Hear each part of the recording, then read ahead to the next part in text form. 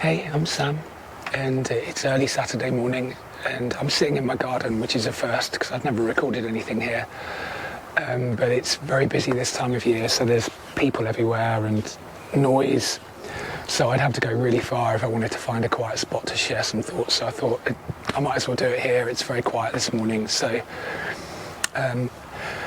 yeah, I thought I better share a few thoughts. Because I know people worry about me if I haven't put out a video for a while, and I've seen some comments saying, am I okay? And I've had some emails from people asking the same. I haven't been okay at all, and I'm going to try and talk about that in this video.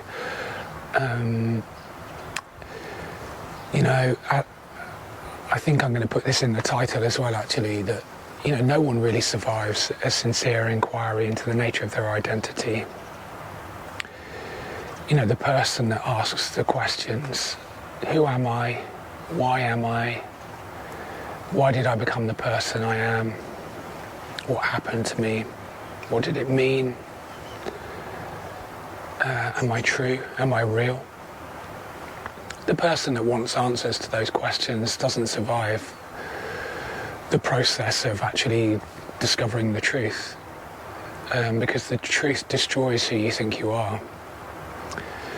We tell stories about the truth.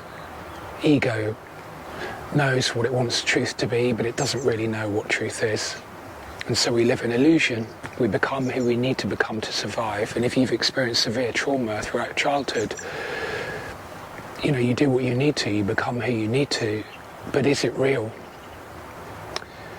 And when you get to a certain point in your life, maybe a certain age, or you meet enough resistance in your life, and you keep hitting the same wall of resistance, the same problems keep repeating themselves over and over again, the same patterns, the patterns given to us in childhood.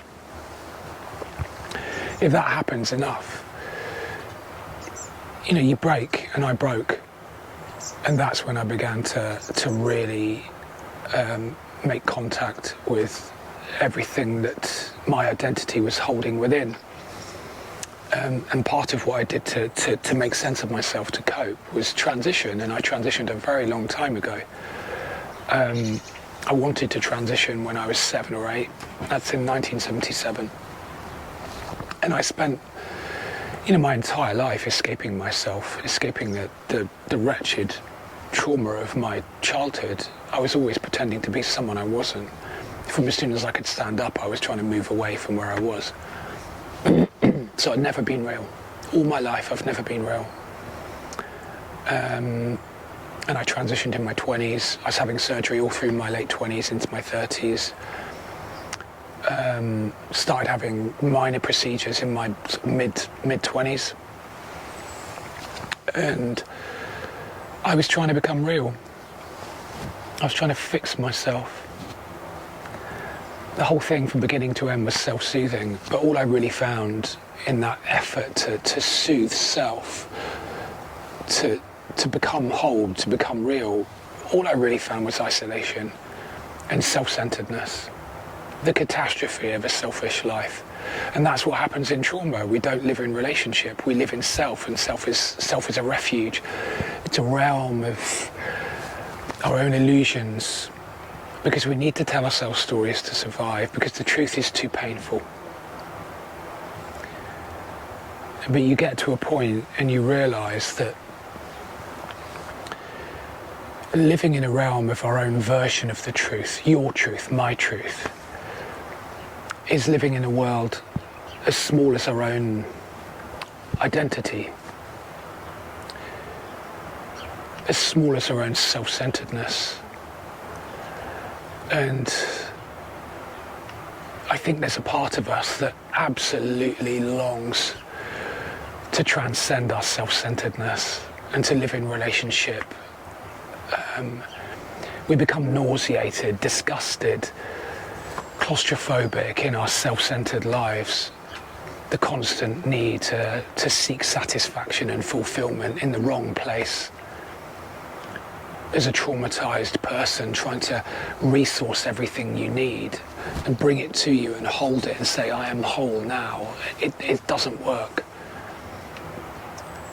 And so the seeker to the answers to those questions goes through an extremely painful journey where you come into intimate contact with the sheer immensity of your own brokenness, the weight of the loss. And it's all there in the story we keep telling ourselves, held, bound in the pattern of us. It's the things we don't say as much as the things we do say. The things we don't want to look at, the shame, the self-blame, the unworthiness. And we conjure an identity from that unworthiness as a compensation. It becomes our avatar in the world. So when you see it all clearly, it doesn't work anymore. And when you see the immensity of everything that you don't include in the story of you, but is you know it by its absence, when you see it all, it will bring you to your knees, and you're faced with a choice then. Can I continue to hold on to this story in the hope that I can somehow author a happy ending at some point? Or can I let go? I think we need to reach a point of exhaustion, total exhaustion, before we're ready to even let go. And it is a death, really. It's the death of illusion. It's the death of the separate self, the illusory self, the false self. And it's the only real death there is, I think. There is only life. And when you begin to claim your life, because you are already somebody, I was already somebody, but when we're traumatized, when we feel unworthiness and pain, we think we have to do something to be something, to be enough to be in the world, to be worthy of our life, rather than just discovering who we are in the divine pattern of existence that is truth. We make up a false self. And when you begin to see that, the horror of how you've lived is absolutely devastating. And there is only one thing to do then, is to ask for forgiveness from whatever God is, the source of our being, where we begin, where we end. It's a mystery. And that's why we live in the certainty of our identity, because we don't want to live in the mystery, not knowing with our heart, with our being, and not with our intellect. You know, when we're traumatized, we need certainty. That's why we hold on to the story, the false self. So it is a death. When we have to die before we die, because otherwise we're never going to live.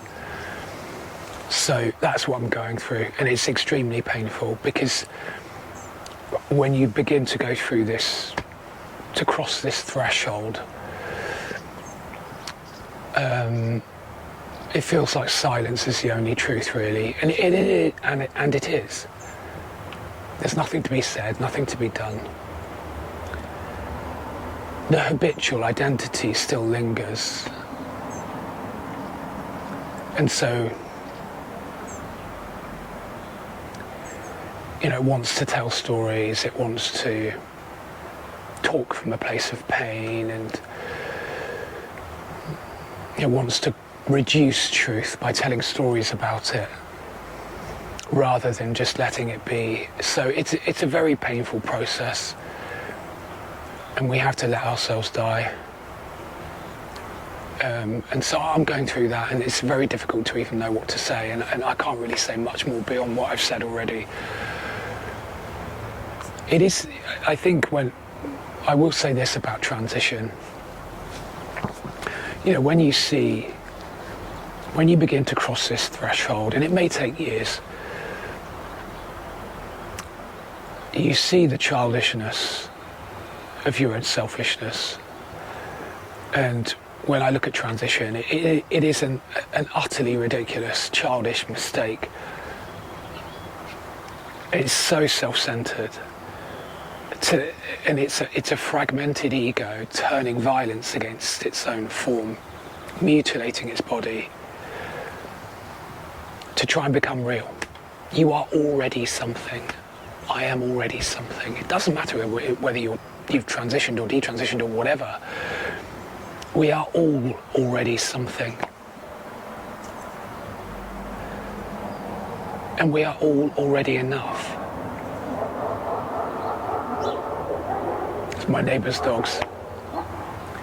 2 Great Danes. You know, we are perfectly imperfect, beautifully flawed. Can you accept that? Can you include everything? Because you can't really begin to heal until you include everything. The shame, the trauma, the scars, the wounds, the self-hate, the awful things you've done. Forgive it all. Stop trying to fix yourself. Stop coping. See yourself clearly and let it go. It's a gift with us, but we must reach that point where we're ready to accept that gift. So, you know, I'll just end on this.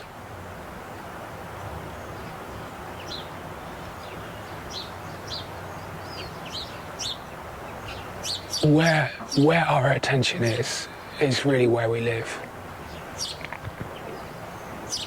So is it in the fantasies in our own mind, the false reality? Is it in our own reflection? The image that we want people to see? Is it in the things that we grasp onto to feel some kind of tether into reality? Is it in our stories, our hopes, our dreams, our desires, our fears? Where is our attention? Because with our attention we worship. So what are we worshipping? Are we reducing ourselves into the focus of our attention on an object or our own being? How we want to be seen? Or are we transcending our own selfishness and seeking truth in the mystery of it all? The mystery of our being, the mystery of the relationship with something that we feel, I think. Call it Tao, call it truth, call it the mystery, call it God. To me, it's all the same thing. I like the mystery of God. So what are we worshipping? What are we seeking to discover? Are we tethered, attached to the smallness of our own story, or are we transcending that?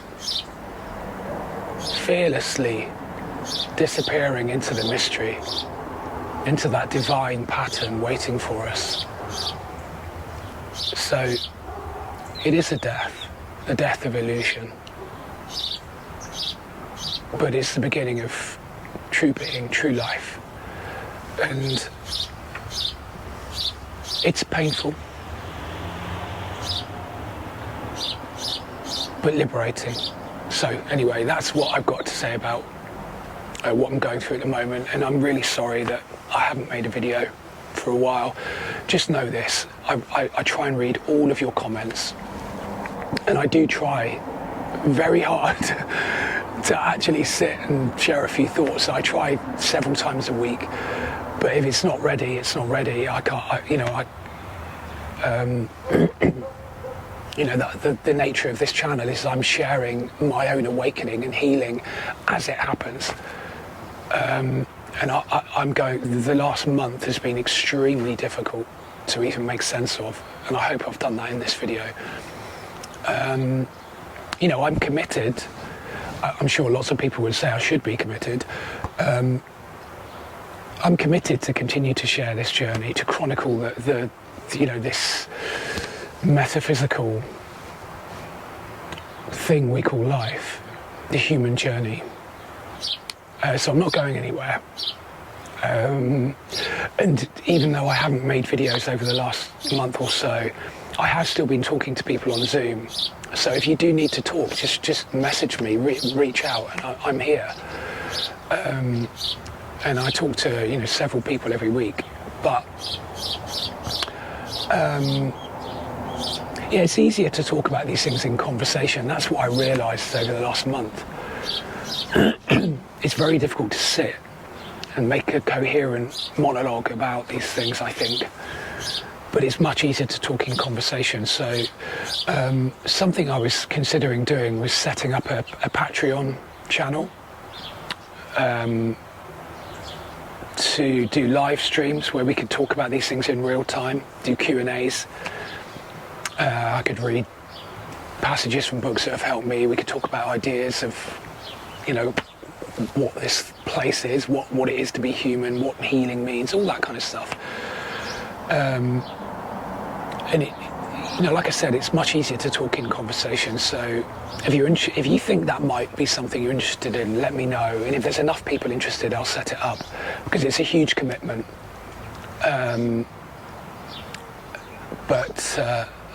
Yeah. So thank you to everybody that has subscribed. I've had thousands of new subscribers lately. I never dreamed that so many people would watch my videos and even get something from them. It's very humbling, and I do feel very vulnerable to share so openly, but I'm always met with compassion and insight, and thank you. Thank you to everybody that donates. Thank you so much, and I shall put your names in the credits at the end. So I'll be back as soon as I can, as soon as I have something to say. Okay, I think that's it. Sounds like the village is waking up and the sun is coming out. So have a lovely weekend, and I'll see you as soon as I can. Okay, bye.